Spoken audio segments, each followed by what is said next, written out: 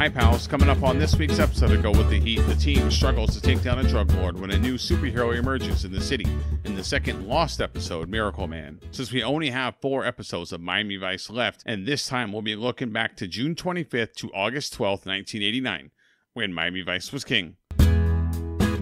In news, on July 19th, United Airlines Flight 232 departing Denver en route to Chicago crashed over Sioux Falls, Iowa. 111 died of the 296 on board, which is quite remarkable considering the circumstances. Miraculously, all 4 pilots survived the crash and went back to work as pilots after the crash. In TV news, on July 5th, NBC aired the pilot episode for what would be known as Seinfeld. At the time, the show was called The Seinfeld Chronicles, and after the pilot renamed the show and yada yada yada, became one of the biggest shows in TV history. For many, the question you ask is if the show is, in fact, sponge-worthy.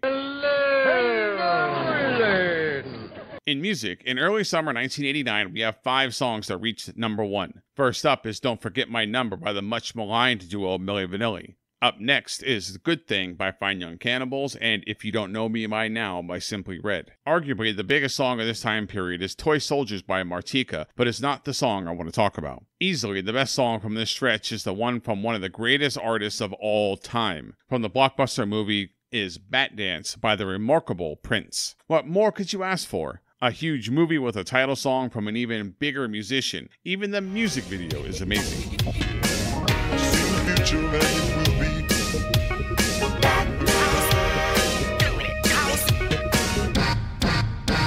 And where? In movies, there are 3 movies that win the box office through the summer, including Turner and Hooch and Lethal Weapon 2. Bringing back the entire cast and directed by the great Richard Donner, Lethal Weapon 2 is one of the few times the second movie is better than the first. But the biggest movie of the summer is the aforementioned Batman. Directed by Tim Burton and starring Michael Keaton, Jack Nicholson, and Kim Basinger, the film was a tremendous success, leading to many more Batman films and the much more important Batman the Animated Series through the 90s. And that's everything you need to know that was happening when Miami Vice was king. Be sure to join us on Go With The Heat at GoWithTheHeat.com. I'd love to hear from you. Email the show, gowiththeheat@gmail.com, or follow us on Twitter at GoWithTheHeat. That's all for this week. Bye, pals.